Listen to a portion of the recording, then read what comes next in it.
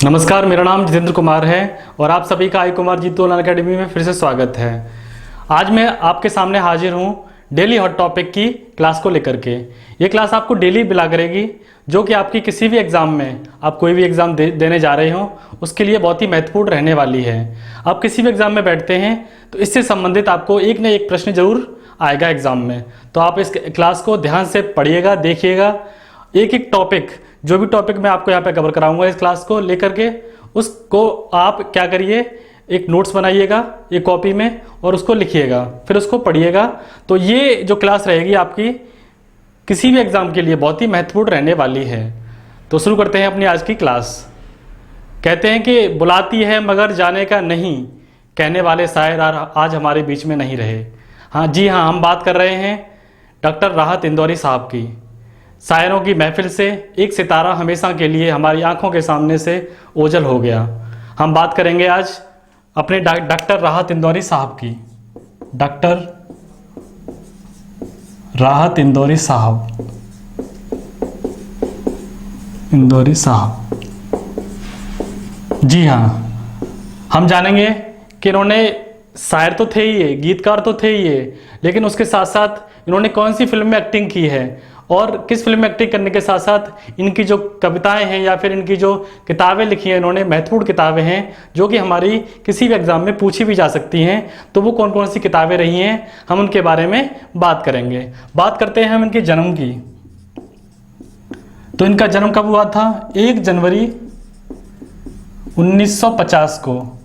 कहाँ पर? इंदौर, मध्य प्रदेश में। इंदौर जो कहाँ पड़ता है? हमारा मध्य प्रदेश में आता है। और मैं बात करूंगा कि इन्होंने गीतकार के साथ साथ इन्होंने कौन सी जो फिल्म थी उसमें एक्टिंग की थी। तो जिस फिल्म में एक्टिंग की थी वो फिल्म थी, फिल्म में एक्टिंग कौन सी थी? एक फिल्म आई थी 1994 में, यानी 1994 में एक फिल्म आई थी जिसका नाम था दिलवर। क्या नाम था? दिलवर। जिसमें इन्होंने क्या किया था? एक कैदी का रोल किया था, और जो कैदी था, कैदी रोल किया। 1994 में पिक्चर आई थी दिलवर, फिल्म आई थी, उसमें इन्होंने किरदार भी निभाया था कैदी का, जिसमें वो क्या करते थे? शायरियाँ सुनाया करते थे। ठीक, अब हम बात करेंगे फिल्म के साथ साथ में इनके जो महत्वपूर्ण गीत हैं। महत्वपूर्ण गीत कौन कौन से हैं और कौन सी फिल्म में इन्होंने लिखे हैं महत्वपूर्ण गीत।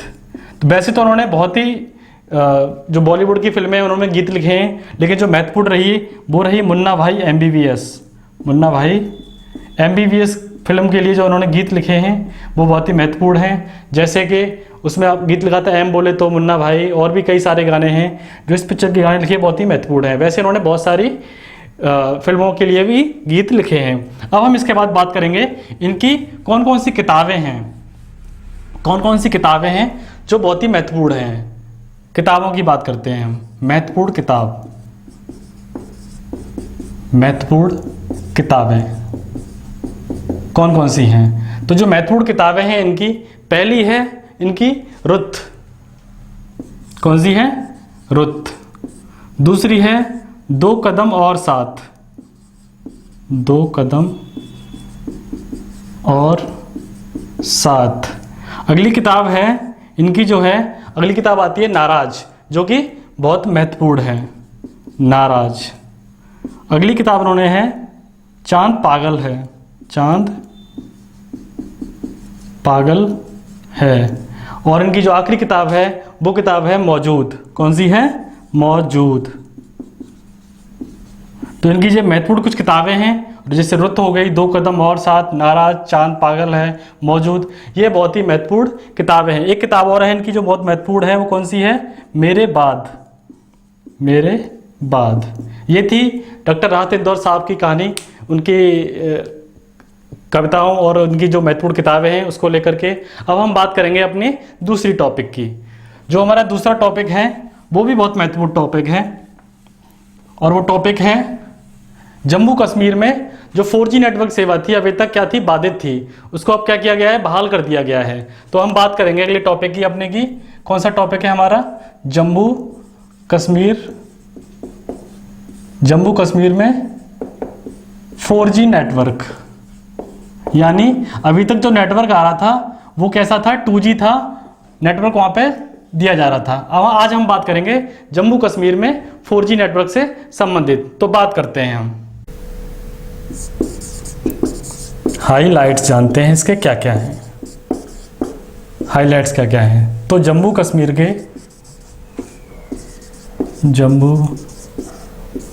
के कुछ इलाकों में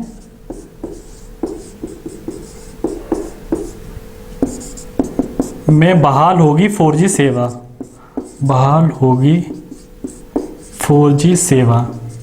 यानी जो अभी तक वहाँ पर जम्मू कश्मीर में 2G सेवा का पर भी प्रतिबंध लगा दिया गया था, या 2G सेवा जो चली आ रही थी, तो कहीं ना कहीं बहुत दिक्कतों का सामना करना पड़ रहा था। चाहे वो ई-कॉमर्स से संबंधित लोग हों, या फिर जो ऑनलाइन संबंधित से लोग हों, या फिर जो भी स्टूडेंट्स हों जो ऑनलाइन पढ़ाई करते हों, उन्हें कहीं ना कहीं परेशानियों का सामना करना पड़ रहा था। तो केंद्र सरकार ने फैसला किया है कि जो जम्मू कश्मीर के कुछ डिवीजन्स हैं, जो उनके एक एक ज़िले में क्या करने वाले हैं, वो 4G सेवा का प्रारंभ करने वाले हैं। ये हमारा आज का टॉपिक है कि जम्मू कश्मीर कुछ इलाकों में क्या होने वाली है, जो 4G सेवा है उसका बहाल करने वाले हैं।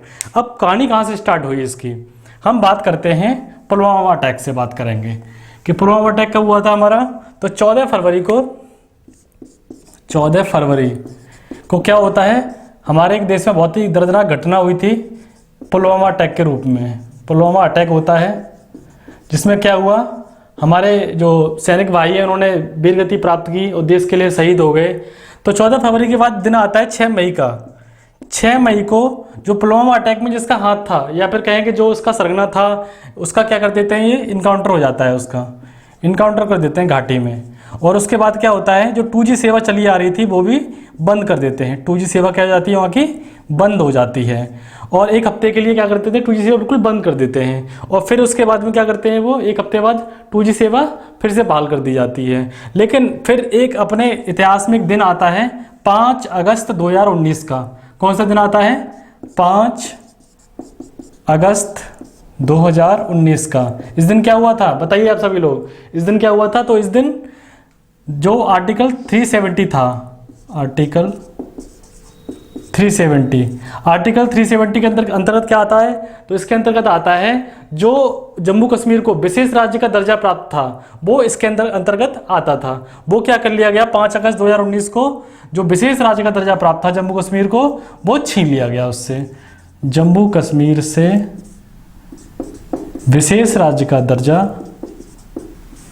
विशेष राज्य का दर्जा हटा लिया गया।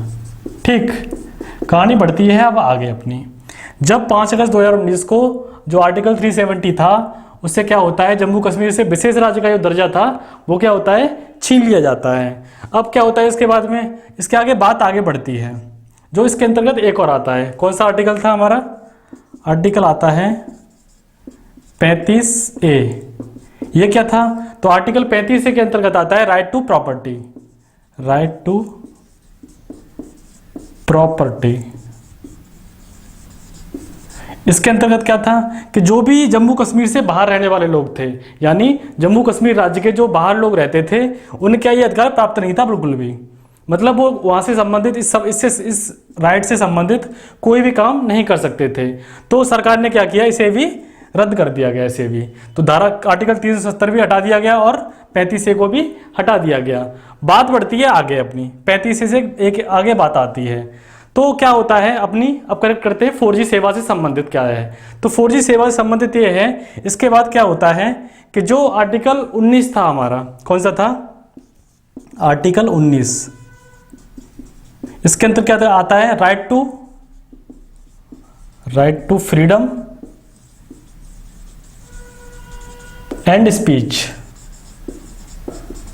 Right to freedom and speech. तो क्या हुआ कि जो वहाँ के लोग थे वो क्या कह रहे थे, या फिर जो राइट टू फ्रीडम था, उन्हें कुछ भी बोलने का या भी कुछ भी विचार करने का या किसी भी काम को करने के लिए जो पूरा हक था उन्हें आर्टिकल 19 के अंतर्गत वो नहीं मिल रहा था। किससे संबंधित नहीं मिल रहा था, 4G नेटवर्क से संबंधित नहीं मिल रहा था। आप करेक्ट करना है, इस आर्टिकल को 4G से करेक्ट करना है हम लोगों को, ठीक है।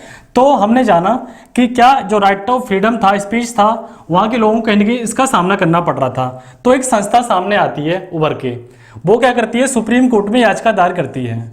सुप्रीम कोर्ट में याचिका पड़ती है, ठीक। सुप्रीम कोर्ट में क्या होता है, याचिका दायर करती है। उसका नाम क्या था, फाउंडेशन फॉर मीडिया प्रोफेशनल। क्या नाम था उसका, फाउंडेशन फॉर मीडिया